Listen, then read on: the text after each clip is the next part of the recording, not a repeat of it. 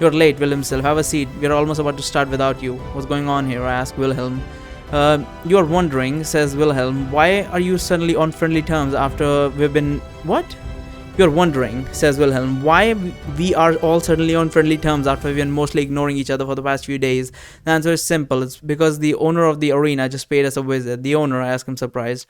Yes, Wilhelm himself. He was told by the guards in this place that we haven't really been using these recreation periods to get to know each other. He would decided to come here personally in order to graciously inform that if we aren't planning to act as a team, he will be sending us one by one to our deaths instead of giving us the chance to work together. He will also let us know that today's recreation period is the last time when we can prove that we are able to cooperate with each other. So that's why you're all playing cards then, I say. Well, we have to start somewhere with themselves, and I just happen to have a deck of cards with me, so I say, why not? Fair enough, I say. So what exactly are we playing? We're playing a game of shut your mouth and pick up the damn card. One of the two thugs tell me in a menacing tone. If the game is called shut your mouth, why are your lips moving? That didn't answer my question. I've never heard of the game before. I've never heard of this game before. Could you teach me the rules? That sounds a little bit threatening to them, which does sound nice. I think all of them are recently good answer. I'm gonna go with the game is called Shut Your Mouth. Why are your lips still moving?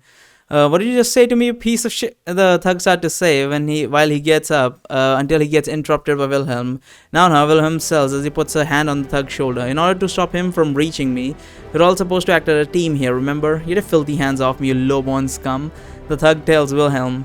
I'm not sure if anyone else noticed, but for a second there, I'm pretty sure that I could see Wilhelm's cheerful expression turn into one of pure bloodlust as he heard the thug's words. I didn't get to see any more of his reaction because Bruce suddenly began to laugh out loud, causing us all to turn our eyes to him instead. You just call him a low-born scum, Bruce said. And what are you supposed to be, the long-lost prince of Olmnar? No, says the mage. No, says the mage that got locked up here yesterday. That makes him a disinherited noble. Take a good look at that filthy rag that he's wearing as a scarf. Where's the mark of the Tillerius family? The Tillerius family, Bruce says, ha! So I guess that makes him a highborn scum then. My apologies, he laughs again. Can we please get back to our game of cards? Wilhelm says. The guards are still listening. Nobody cares about your game of cards, Wilbert.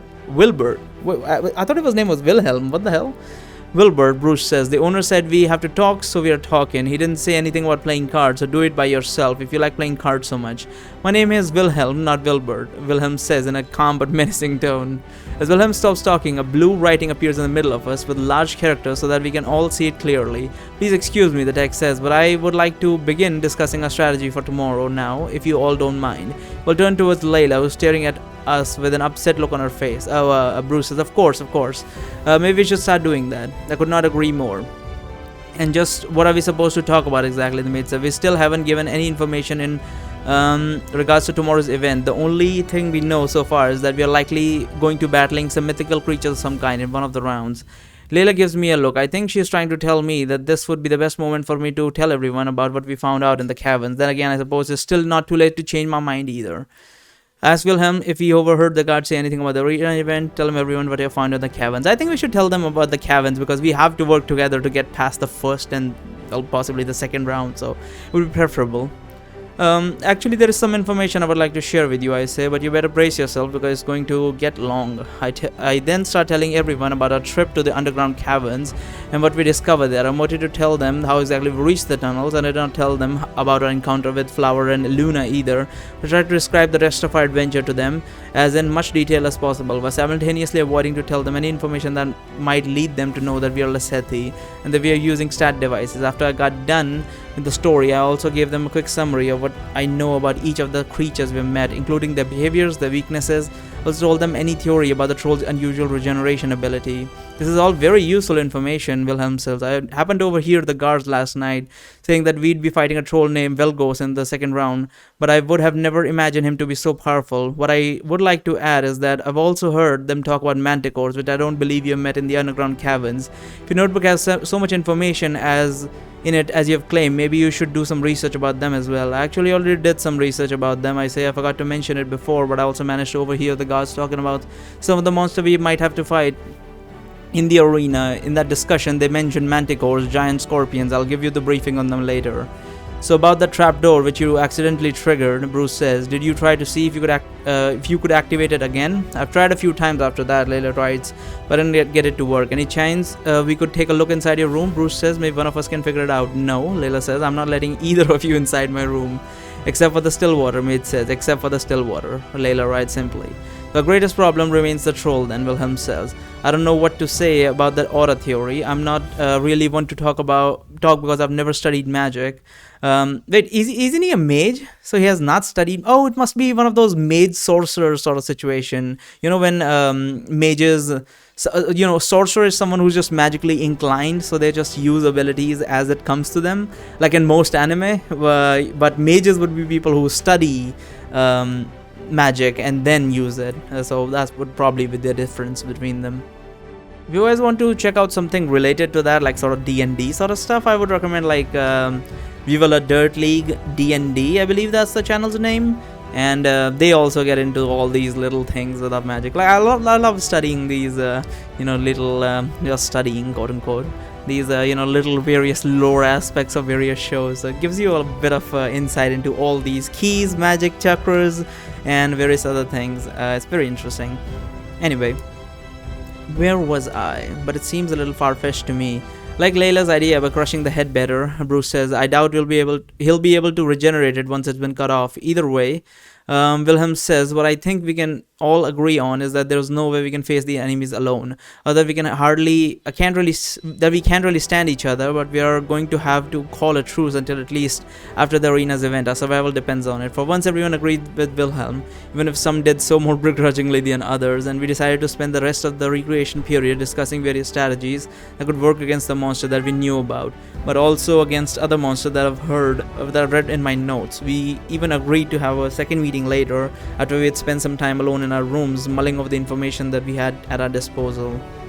At the end of the day, we didn't manage to come up with a better plan against the troll than our original ones, so all we could do was hope that at least one of them would work out alright. Once I got back to my room, late in the evening I lay down in my bed and fall asleep like a rock. The next day I get woken up in the morning by one of the guards telling me to pack my bags because we are leaving in 20 minutes. I just woke up, let me take a fucking shit or something, and take a bath as well. Because we're leaving in 20 minutes. I put all my stuff back in my backpack, and then I walk out of the room into the recreation room where the other members of my division were slowly starting to gather up. As soon as we are all set to go, we begin to leave our division area one by one, and we stop outside the door where we are greeted by an employee of the arena who collects all of our keys and tells us to follow him. As we all follow through the dimly lit tunnels, walk through the dimly lit tunnels, members from other divisions are slowly beginning to walk out of their division as well and following the guides through the corridor. While we finally reach the upper levels, we are told to line up in an orderly fashion so that the guards who are sent to escort us to the arena will have an easier time keeping an eye on us. I didn't get to see any of my friends as we advanced over the arena, but I did see a pretty big crowd of people making its way to the arena to see the show, a very long line at the ticket booth.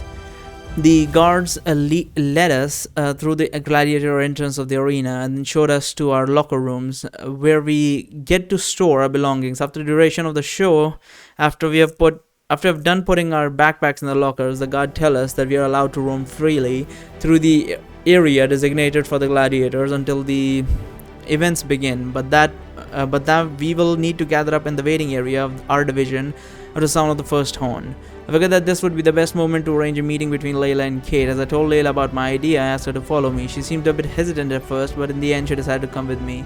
The area that we were given access to was the area right below the spectator seats, circling the area where the fighting is about to take place. The fighting area reserved for the gladiators looks much larger than those from the areas that I've read about before in the history books. The amphitheater surrounding the area seems big enough to host 30,000 spectators. Holy shit. 30,000 is a lot. I've been in a stadium before where there was like, I think 8,000 people, and 30,000, jeez. Can you even see down there? I mean, from that distance, if you're sitting in the far back or something. Maybe they have like magical screens. They do have magical screens actually, so maybe they're displayed on that. The amphitheater surrounding the arena seems big enough to host 30,000 spectators, if not more, and yet it does not seem that the seats are in any danger of not being filled. Even at this early hour of the morning, there are thousands of spectators pouring in through all the entrances, then making their way through the rising tiers of the seats, eager to reach the reserved spots to watch the event of the century. Why is it an event of the century? But okay.